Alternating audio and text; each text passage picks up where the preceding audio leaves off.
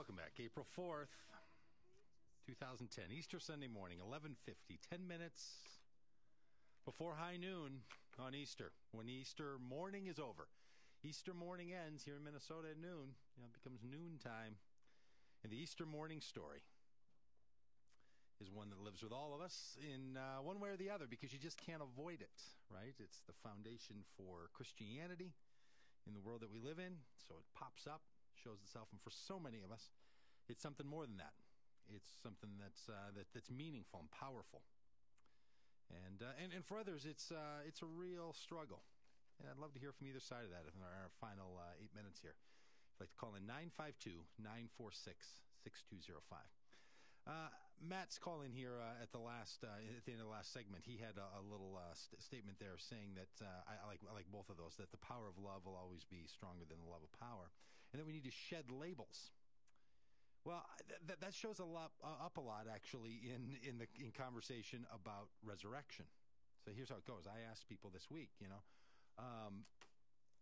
that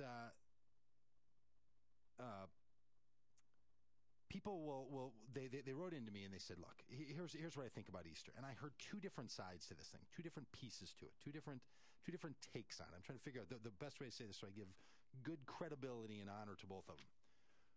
One person wrote this. You know what the most important thing to me is about the resurrection Easter story?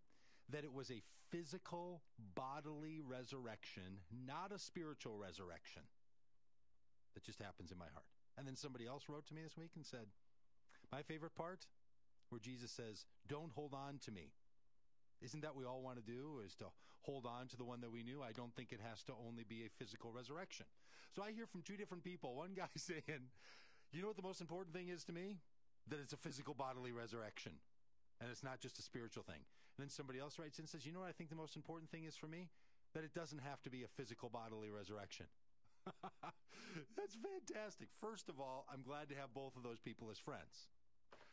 I'm glad to have friends who see it that doesn't have to just be one way or the other. Now, the people find themselves on either side of that. They can start going over to DougPagittRadio.com and sending me the input section and comments there. They can send their emails to me. They can blabber on their Twitter accounts about there's Doug again, not advocating my point of view.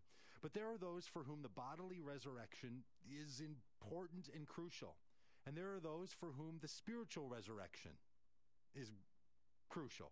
And there are those for whom, like me, think that a remade creation is what matters. And what I like is that they're all included in this story. I like it that there's a way for all of them to be in. And I don't just mean that in some patronizing way where I want everybody to join hands and circle up and find no differences. I think it's good that we learn that from each other. I think it's good that we listen to each other. I think that it's good that we hear from those who say this thing that we find to be so important. Now, this is just among those of us who think it's important, right? I was trying to make an argument in the last segment, that we should listen to people who don't find it important, who don't really understand it, who don't really get it, and they're not the ones for whom this story would sort of help frame and structure and give some idea to their life. But for those of us who do find the power in all this, let's stop turning on each other about it. I mean, it's so amazing to me. And I know I'll hear a whole lot of things about people for whom they're like, there's no way, Doug, you can sit around there and be advocating for that bodily resurrection. You know what happens to the human body 3 days after there's no oxygen to the brain? And they can launch into all that stuff. And yep. I mean, I'm a recreation guy, right? I want the world to be remade, not just stalled out and then picked up. I'm not into some cryogenics kind of resurrection, right? I'm not arguing for that.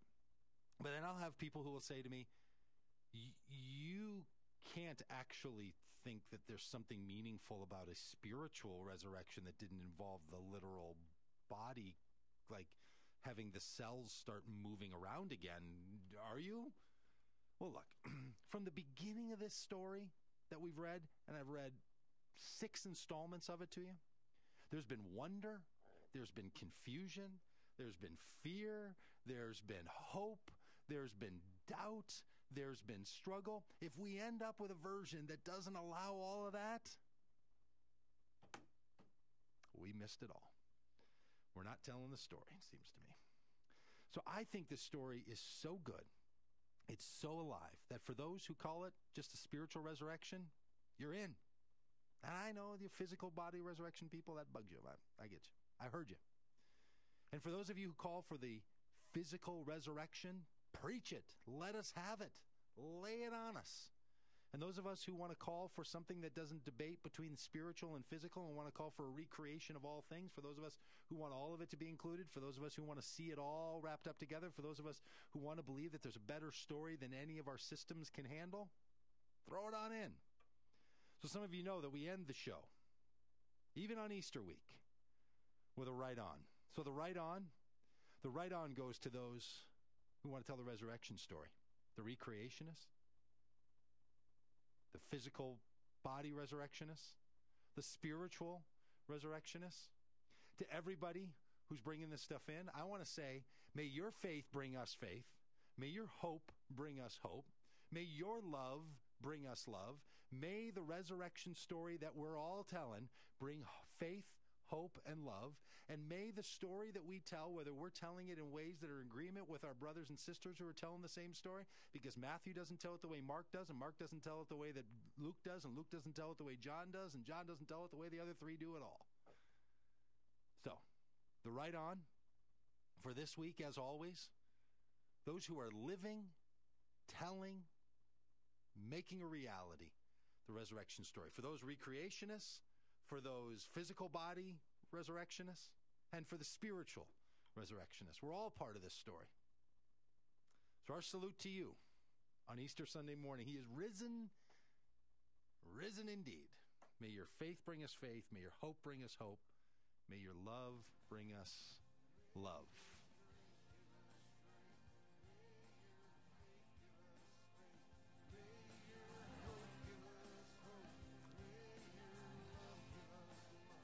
It's Easter. It's Resurrection Sunday. It's a civic holiday. It's a story of love over death, life in the midst of struggle, goodness when there's only darkness, nonviolence over a killing machine. May your hope give us hope. May your love bring us love. To those grateful for the resurrection of Jesus, and to those who still need, we say, Happy Easter, and he's risen, risen indeed. Talk to you again next week.